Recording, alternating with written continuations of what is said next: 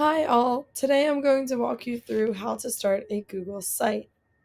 Once you're in your Drive, you can click the New button, drop down to More, and go to Google Sites. So there's lots of fun, cool things you can do.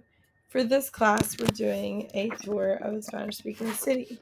So I chose Mérida, Mexico. So I'm going to type in Mérida, so that's the title of my project. I'm also going to type it in here, so it's the title of my page. Perhaps I don't like this background. I can go to themes and I can either choose the color and change it that way, or I can choose something that's a little more fitting. I like this one, but I want to change the image. So therefore, I can select an image by Google searching it, looking at the gallery, going to my albums, or going to Drive. Let's choose this one. That's a little more fitting. So now I have this looking the way I want it to look. There's lots of cool different things I can insert. So if I would like to pop back that way, I could go to the insert and then I can add either text boxes, images, I can embed links, I could add things from my Drive, and here's some layouts that I can choose from. So let's say I'm looking to add a video with some text. I might select something that looks like this.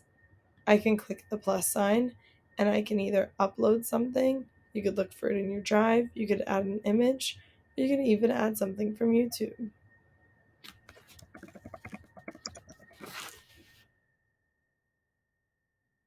Here's a video about travel. Then I can add some text.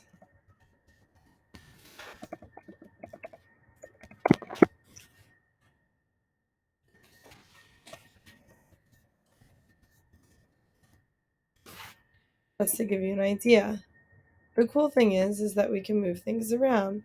Let's say we want the text on the left, or we could even put the video lower. It's totally up to you how you would like to organize your page.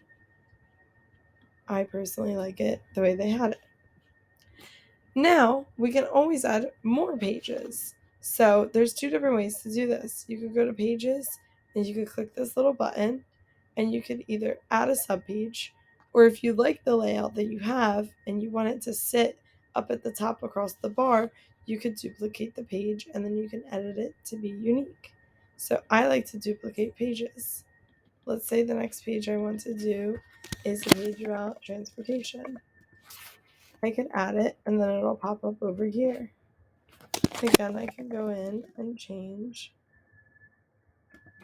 the title, the image, and all of the things we worked with before. I can add something for my Drive, etc.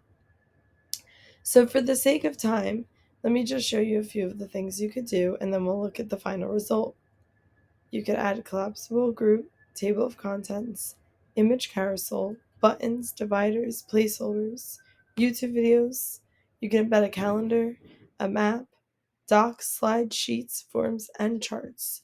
So it is excellent if you're already using the Google Suite. You can add as many pages as you see fit, and there are multiple different themes you could choose from. Once you feel satisfied, you can preview it and it'll show you what it would look like for someone clicking on it. If you were to be working together, you can always add a collaborator by clicking the share with others and giving someone else editing access.